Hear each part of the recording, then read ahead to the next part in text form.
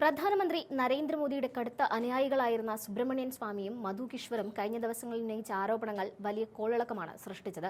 മുൻപ് ബിജെപിക്കും പ്രധാനമന്ത്രിയുടെ നയങ്ങൾക്കും വേണ്ടി ഘോരഘോരം പ്രസംഗിച്ചവർ ഇപ്പോൾ സർക്കാരിന്റെ പ്രവർത്തന ശൈലിയെയും മന്ത്രിമാരുടെ നിയമനങ്ങളെയും പരസ്യമായി ചോദ്യം ചെയ്യുന്ന നിലയിൽ എത്തിയിട്ടുണ്ട്. പ്രധാനമന്ത്രി നരേന്ദ്രമോദി കുപ്രസിദ്ധമായ എപ്സ്റ്റീൻ ഫയലിൽ ഉൾപ്പെട്ടിട്ടുണ്ടെന്ന ആരോപണം ആദ്യമായി ഉയർത്തിയത് സുബ്രഹ്മണ്യൻ സ്വാമിയായിരുന്നു. അതേ സ്വാമി തന്നെ ഇപ്പോൾ എപ്സ്റ്റീൻ ഫയലുകളോട് ഉപമിച്ചുകൊണ്ട് മറ്റ് ചില വിസ്ഫോടനാത്മക വെളിപ്പെടുത്തലുകൾ കൂടി മോദിക്കെതിരെ നടത്തിയിരിക്കുകയാണ്. മോദി ക്യാബിനറ്റിലെ ചില മന്ത്രിമാരുടെ നിയമനത്തിന് പിന്നിൽ അർഹതയേക്കാൾ മറ്റ് പല താൽപര്യങ്ങളുണ്ടെന്നാണ് അദ്ദേഹത്തിന്റെ വാദം. ഇത്തരം ഗുരുതരമായ ആരോപണങ്ങൾ ഉന്നയിക്കപ്പെട്ടിട്ടും ബിജെപി നേതൃത്വമോ സർക്കാരോ ഇതിനെതിരെ ഔദ്യോഗികമായി പ്രതികരിക്കാൻ തയ്യാറായിട്ടില്ല. സ്വാമിയും മധു കിശ്വറും ഉയർത്തിയ വാദങ്ങൾ തള്ളാനോ കൊള്ളാനോ ആരും ശ്രമിച്ചിട്ടില്ല. ഇത്ര വലിയൊരു ആരോപണം പാർട്ടിയിൽ നിൽക്കെ തന്നെ സ്വാമി ഉയർത്തിയിട്ടും സ്വാമിക്കെതിരെ പാർട്ടി തലത്തിലോ നിയമപരമായോ യാതൊരു നടപടിയും ഉണ്ടായിട്ടില്ല എന്നതും ശ്രദ്ധേയമായ മറ്റൊരു കാര്യമാണ്. മധു കിശ്വറിലേക്ക് വരികയാണെങ്കിൽ അവർ പ്രധാനമായും ഉന്നം വെക്കുന്നത് മുൻ കേന്ദ്രമന്ത്രി സ്മൃതി ഇറാനിയെയാണ്. സ്മൃതി ഇറാനിയുടെ രാഷ്ട്രീയ വളർച്ചയും അവരുടെ വിദ്യാഭ്യാസ യോഗ്യതയും സംബന്ധിച്ച തർക്കങ്ങളെയും വീണ്ടും പൊതുമധ്യത്തിൽ കൊണ്ടുവന്നത് മധു കിശ്വറാണ്. വിദ്യാഭ്യാസ യോഗ്യതയുമായി ബന്ധപ്പെട്ട് സത്യവാങ്മൂലത്തിൽ തെറ്റായ വിവരങ്ങൾ നൽകിയെന്ന ആക്ഷേപം നിലനിൽക്കെ തന്നെ അവരെ മാനവ വിഭവശേഷി മന്ത്രാലയം പോലുള്ള നിർണായക വകുപ്പിന്റെ ചുമതല ഏൽപ്പിച്ചത് എന്തിനായിരുന്നു എന്നാണ് മധു കിശ്വർ ഉന്നയിക്കുന്ന പ്രധാന ചോദ്യം. സ്മൃതി ഇറാനിയുടെ പ്രവർത്തന ശൈലിയെയും യോഗ്യതയും കുറിച്ച് തനിക്ക് കൂടുതൽ കാര്യങ്ങൾ അറിയാമെന്നും അവ ഏത് നിമിഷവും വെളിപ്പെടുത്താൻ തയ്യാറാണെന്നും മധു കിശ്വർ പറഞ്ഞിരുന്നു. ഒരു കാലത്ത് മോദിയെ വാഴ്ത്തിപ്പാടിയ ഒരാളിൽ നിന്നാണ് ഇത്തരം ആരോപണങ്ങൾ ഉയരുന്നത് എന്നതാണ് വിഷയത്തിന്റെ ഗൗരവം വർദ്ധിപ്പിക്കുന്നത്. ഈ വിഷയത്തിൽ പ്രമുഖ മാധ്യമ പ്രവർത്തക സ്വാതി ചതുർവേദിയുടെ നിരീക്ഷണങ്ങളും പ്രസക്തമാണ്.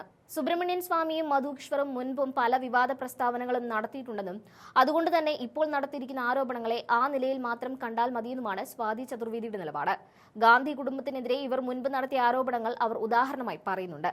എന്നിരുന്നാലും മോദി സർക്കാരിലെ മന്ത്രിമാരുടെ നിയമനങ്ങളിൽ യോഗ്യതയേക്കാൾ കൂടുതൽ പരിഗണിക്കപ്പെടുന്നത് വിധേയത്വമാണോ എന്ന ചോദ്യം തള്ളിക്കളയാനാവില്ലെന്നും അവർ സമ്മതിച്ചിട്ടുണ്ട്.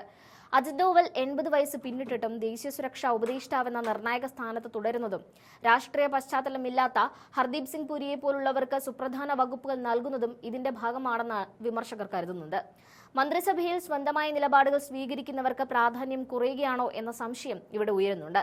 നിതിൻ ഗഡ്കരിയുടെ പ്രവർത്തന ശൈലിയെ ഇതിന് ഉദാഹരണമായി പലരും ചൂണ്ടിക്കാണിക്കുന്നുണ്ട്. RSSുമായി അടുത്ത ബന്ധമുള്ള ഗഡ്കരിക്ക് ഭരണത്തിൽ സ്വന്തമായ തീരുമാനങ്ങൾ എടുക്കാൻ കഴിയുന്നുണ്ട്. അദ്ദേഹത്തിന്റെ വകുപ്പുകൾ കൈവരിക്കുന്ന പുരോഗതിയും മറ്റു പല മന്ത്രിമാരുടെ പരാജയങ്ങളും താരതമ്യം ചെയ്യുമ്പോൾ യോഗ്യതയുള്ളവർ തഴയപ്പെടുകയാണോ എന്ന ചോദ്യവും അന്തരീക്ഷത്തിൽ സജീവമാണ്. പ്രധാനമന്ത്രിയുടെ ഓഫീസിന്റെ താൽപര്യങ്ങൾക്കനുസരിച്ച് മാത്രം പ്രവർത്തിക്കുന്ന യെസ് മാൻ സംസ്കാരമാണോ നിലവിൽ കേന്ദ്ര സർക്കാരിനെ നയിക്കുന്നത് എന്ന വിമർശനവും ശക്തമാണ്.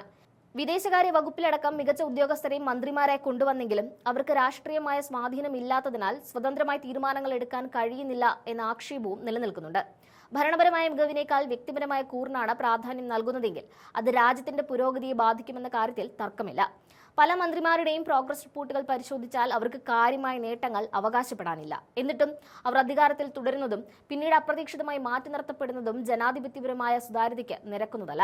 ഒരു പ്രധാനമന്ത്രിക്ക് തന്റെ മന്ത്രിസഭാംഗങ്ങളെ തെരഞ്ഞെടുക്കാൻ അധികാരമുണ്ട്. എന്നാൽ ആ തെരഞ്ഞെടുപ്പ് കൃത്യമായ മാനദണ്ഡങ്ങളുടെയും യോഗ്യതയുടെയും അടിസ്ഥാനത്തിലാവണമെന്നാണ് വിമർശകർ ആവശ്യപ്പെടുന്നത്. ഈ വിവാദങ്ങൾ പ്രതിപക്ഷത്തിന് പുതിയ രാഷ്ട്രീയ ആയുധങ്ങൾ നൽകുന്നുണ്ടെങ്കിലും സുബ്രഹ്മണ്യൻ സ്വാമിയുടെയും മധു കിശ്വറുടെയും വിശ്വാസ്യതയുടെ കാര്യത്തിൽ അവർക്കും ആശങ്കയുണ്ട്. ഇരുവരും ഏത് സമയത്തും നിലപാട് മാറ്റാൻ സാധ്യതയുള്ളവരാണെന്ന് പ്രതിപക്ഷം കരുതുന്നു. എന്നിരുന്നാലും ഒരു പ്രധാനമന്ത്രിയുടെ പദവിയെയും മന്ത്രിമാരുടെ ധാർമ്മികതയെയും ബാധിക്കുന്ന ഈ വെളിപ്പെടുത്തലുകൾ ഗൗരവമായി തന്നെയാണ് അവരും കാണുന്നത്. വരാനിരിക്കുന്ന തെരഞ്ഞെടുപ്പുകളിൽ ഭരണപക്ഷത്തെ പ്രതിരോധത്തിലാക്കാൻ ഈ വിഷയങ്ങൾ ഉപയോഗിക്കപ്പെടാൻ സാധ്യതയുണ്ട്. ചുരുക്കത്തിൽ മോദി സർക്കാരിനുള്ളിൽ നിന്ന് തന്നെ ഉയരുന്ന ഈ വിമർശനങ്ങൾ ഗൗരവകരമായ ചില സൂചനകളാണ് നൽകുന്നത്. പുറമേ കാണുന്ന ഐക്യത്തിനപ്പുറം ഭരണകക്ഷിക്കുള്ളിൽ വലിയ അസംതൃപ്തി നിലനിൽക്കുന്നുണ്ടെന്ന വ്യക്തമായ സൂചനയാണ് ഇപ്പോൾ വെളിവായിരിക്കുന്നത്. സുബ്രഹ്മണ്യൻ സ്വാമിയും മധു കിശ്വറും ഉയർത്തിയ ആരോപണങ്ങളിൽ എത്രത്തോളം സത്യമുണ്ടെന്നത് ഇപ്പോഴും അവ്യക്തമാണ്. പക്ഷേ വിവാദങ്ങളോടുള്ള സർക്കാരിന്റെ മൗനവും ഉൾക്കൊള്ളാൻ കഴിയുന്നതല്ല. ഭരണഘടനാപരമായ പദവികൾ വഹിക്കുന്നവരുടെ യോഗ്യതയും നിയമന രീതികളും ജനങ്ങൾക്ക് മുന്നിൽ വ്യക്തമാക്കേണ്ടത് ജനാധിപത്യത്തിന്റെ നിലനിൽപ്പിന് അനിവാര്യമാണ്. സ്മൃതി ഇറാനി, അജിത് ഡോവൽ തുടങ്ങിയവരുടെ നിയമനങ്ങളിലെ മാനദണ്ഡങ്ങൾ എന്താണെന്ന് ബോധ്യപ്പെടുത്താൻ സർക്കാരിന് ബാധ്യതയുണ്ട്. വരും ദിവസങ്ങളിൽ കൂടുതൽ വെളിപ്പെടുത്തലുകൾ ഉണ്ടാകുമെന്ന് സ്വാമി ആവർത്തിക്കുമ്പോൾ ഇത് ഇന്ത്യൻ രാഷ്ട്രീയത്തിൽ എങ്ങനെയുള്ള മാറ്റങ്ങൾ ഉണ്ടാക്കുമെന്നാണ് രാജ്യം ഉറ്റുനോക്കുന്നത്.